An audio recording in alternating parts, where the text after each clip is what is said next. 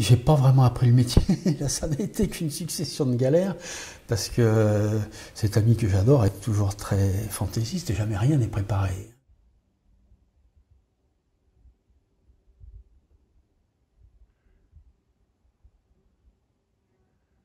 Philippe Chevalier, Masvalette, une miellerie, on a tout ce qu'il faut pour notre bonheur. Mais d'abord, on va répondre à la question qui est Philippe Chevalier? Mon métier d'apiculteur, c'est l'élevage de l'abeille et plus spécifiquement pour moi, la production de miel. Pour ma part, je ne suis pas du tout issu d'une famille d'apiculteurs. Mon père était plutôt dans l'industrie et ne pouvait pas imaginer qu'on puisse vivre de l'apiculture. En fait, ça fait presque 40 ans hein, que je suis professionnel dans l'apiculture. Et ben, il y a 40 ans, presque personne n'imaginait qu'on puisse vivre d'apiculture. C'était plutôt une diversification, un plus sur une exploitation, un plus dans une vie professionnelle tout autre. Hein. Il y avait plein à cette époque de gens qui étaient cheminots à la SNCF et qui avaient 50 ruches dans un coin. Je suis originaire de Grenoble, mais ça fait donc un petit peu plus de 40 ans que je suis dans la région. J'y suis arrivé tout à fait par hasard.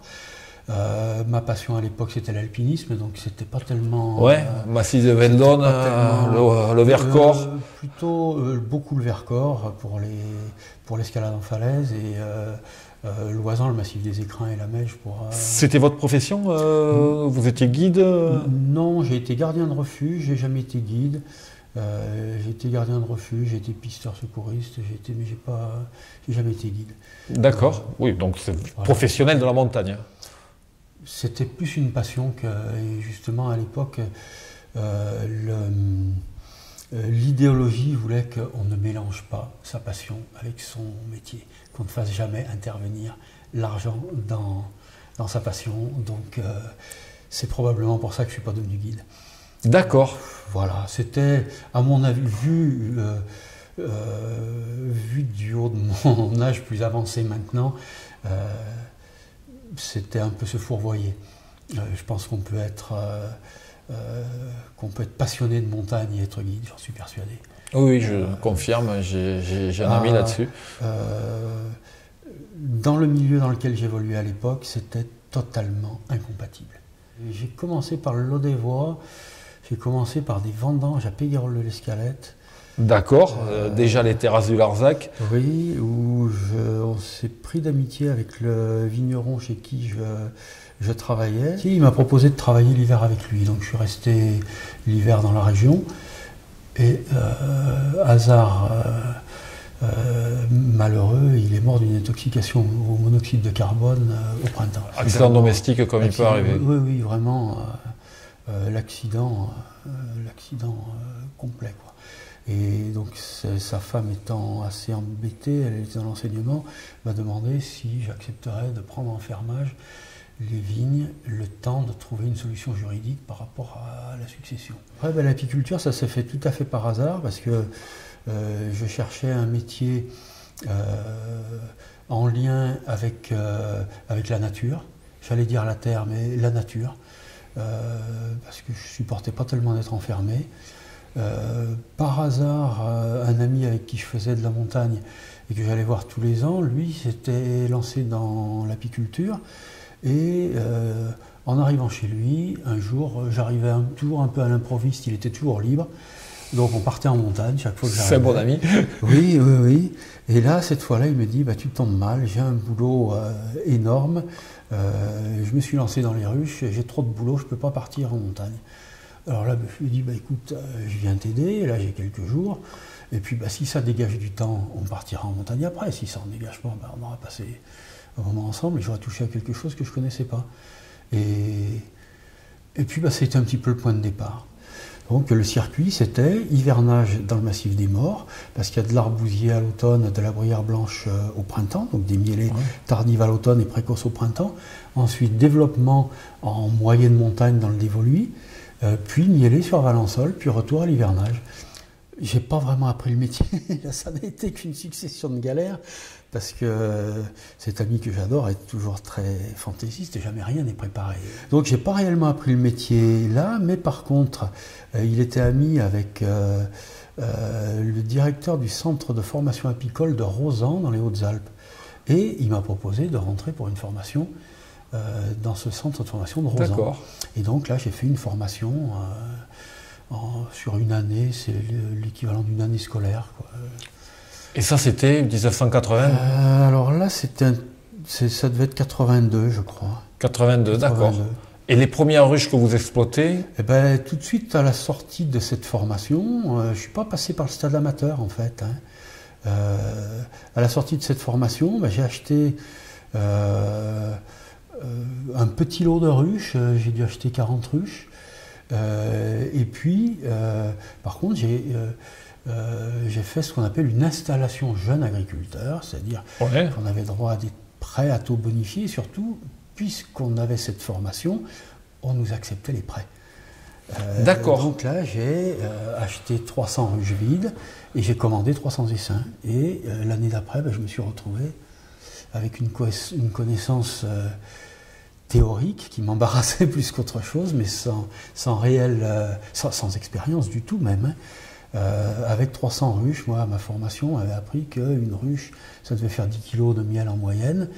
Je ne sais plus tellement les chiffres par rapport au prix de vente à l'époque. Enfin, on faisait les prévisions sur cette base-là.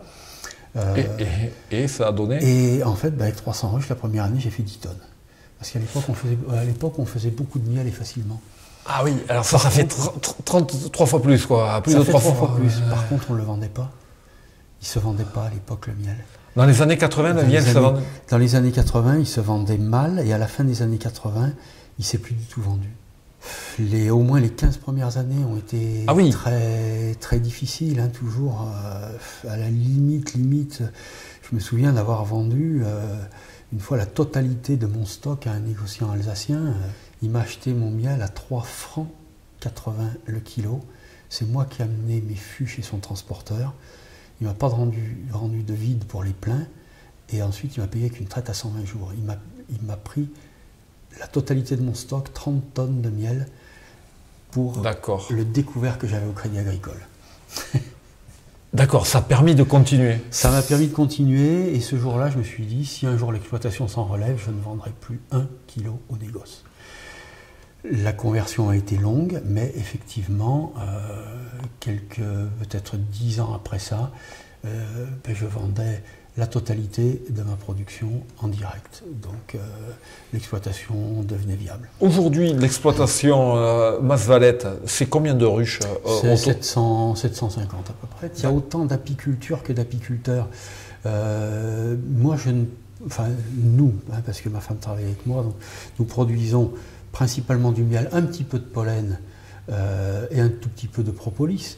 Mais une exploitation avec moins de ruches pourrait tout à fait décider de produire de la gelée royale, par exemple. C'est beaucoup plus pointu comme boulot, c'est un atelier à part, la production de gelée royale. Ça n'est pas une partie du miel, ça n'est pas... Souvent les gens croient que c'est le meilleur du miel, la gelée royale, pas du tout. Pas du tout, c'est une substance complètement à part. Dans la ruche, il y a 3 aliments. Il y a la gelée royale, qui est un produit complètement animal, puisque c'est la sécrétion d'une glande, des glandes hypopharyngiennes de l'abeille, avec laquelle les abeilles nourrissent toutes les larves du 1er au 3e jour de la vie larvaire, puis les larves qui vont devenir des reines toute la durée de la vie larvaire, et ensuite les reines de la bouche à la bouche directement. Il y a une seule reine par ruche, donc ça fait des quantités faibles de gelée royale pour nourrir la reine. Pour les larves, c'est des quantités plus importantes, parce que c'est un tout petit peu, mais il y a beaucoup de larves. Il y a beaucoup de larves. Une bonne reine, ça pond 2000 œufs par jour, en période de développement. Donc ça fait un grand nombre de larves à nourrir. Donc ça, c'est un produit de la ruche. Le deuxième produit de la ruche, c'est le miel. Le miel, c'est grosso modo des sucres et de l'eau. C'est un aliment purement énergétique. Le miel, c'est 16 à 18% d'eau. C'est en milligrammes par kilo des vitamines, des enzymes, des oligo-éléments, des pigments, des agents de sapidité, tout ça, c'est des milligrammes par kilo. Donc marginal. Oui. Ensuite, c'est 5% de saccharose. Le saccharose, c'est le sucre blanc. Ça, c'est une constante. Il n'y a jamais 6, il n'y a jamais 4, c'est 5% de saccharose. D'accord. Et tout le reste se répartit entre glucose et fructose, à des taux très variables en fonction de l'origine florale. Un miel d'acacia, par exemple, contient beaucoup de fructose, très peu de glucose. Un miel de colza ou de lavande contient beaucoup de glucose, peu de fructose. Et ça va induire un peu la cristallisation. Donc le miel, c'est l'aliment de l'abeille. L'abeille mange exclusivement du miel. L'abeille, quand elle naît dans la ruche, elle naît à sa taille adulte et de toute la durée de sa vie, elle n'aura aucune régénération cellulaire. D'un point de vue nutritionnel, ça a pour conséquence qu'elle n'a besoin que d'une chose, d'énergie. Le miel est donc un aliment purement énergétique. Et d'ailleurs, vous m'avez dit qu'on ne parle pas de durée de vie d'une abeille, durée d'activité. L'absence de régénération cellulaire a deux conséquences. On a vu la première sur la nourriture, la deuxième c'est sur la durée de sa vie. N'ayant pas de régénération cellulaire, l'abeille, à sa naissance, n'a pas devant elle une durée de vie, elle a devant elle un potentiel d'activité. Quand elle aura usé ce potentiel d'activité, elle meurt. La première installation, c'était à Bédarieux, sur un petit plateau au-dessus de Bédarieux. En fait, au tout départ, j'ai eu mes premières ruches quand j'étais encore au Caillard. J'ai habité le Caillard sur le Larzac donc pendant 4 ou 5 ans. Et là, j'ai eu mes premières ruches, mais je n'y avais pas d'installation. D'accord. Donc, alors, la miellerie, elle était où pour le coup? À cette époque-là, j'avais pas de miellerie, c'est-à-dire qu'il y avait un copain qui venait avec un extracteur, on extrayait mon miel dans la cuisine. D'accord. Il y avait la miellerie dans la cuisine au Caillard. Oui, c'était pas vraiment. C'était artisanal, plus qu'artisanal. Mais c'était difficile. Mais bon. Et donc ensuite Bédarieux. Ensuite Bédarieux, mais j'y suis resté. Bédarieux, on a dû y rester jusqu'en 92, je crois. Et puis de Bédarieux, ça a été La Tour-sur-Orbe. Oui. Dans le loin, d'Avesnes. Là où en fait j'ai loué une ancienne menuiserie le temps de construire le bâtiment ici. D'accord. Et là la construction du bâtiment ici, le permis de construire est de 2003. Fin 2003, donc débroussaillage, terrassement, printemps 2004. Fin 2004, le bâtiment sortait de terre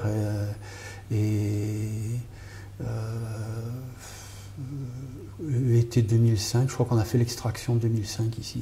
Pour conclure on a bien compris que finalement vous n'avez pas fait de votre passion, la montagne passion, vous n'avez pas fait votre métier de la passion, mais pourtant le miel, c'est une passion quand on vous entend parler. Il y a un côté passion indéniable là-dessus. Est-ce que la boucle est bouclée pour Philippe Chevalier là-dessus? Alors, je ne sais pas si on peut parler vraiment de passion. C'est quelque chose qui m'intéresse, qui m'a toujours intéressé. Est-ce qu'on peut faire les choses sans passion? Il y en a qui peuvent. Ouais. Moi non. Et je n'ai pas l'impression que vous pouvez. J'ai l'impression que moi non plus. S'il n'y a pas, si c'est pas un challenge, si c'est pas. Quand je dis un challenge, c'est-à-dire d'essayer de faire marcher quelque chose, d'essayer de voir comment ça fonctionne, de le comprendre, de voir comment on peut le faire évoluer. Ça ne m'intéresse pas. Donc c'est peut-être pour ça que, parce que c'est vrai que souvent les gens me disent c'est votre passion. Mais je ne sais pas ce que c'est une passion. Parce que quand j'ai construit le bâtiment ici et la maison, je l'ai fait de façon un peu passionnée aussi. Si demain il y a autre chose, j'espère que je le ferai encore avec intérêt. Alors, si vous voulez découvrir le métier de Philippe Chevalier, qu'il soit patient ou pas, moi je pense qu'il est un peu patient, rendez-vous sur la prochaine vidéo pour découvrir où Philippe Chevalier exerce son métier apiculteur avec la miellerie.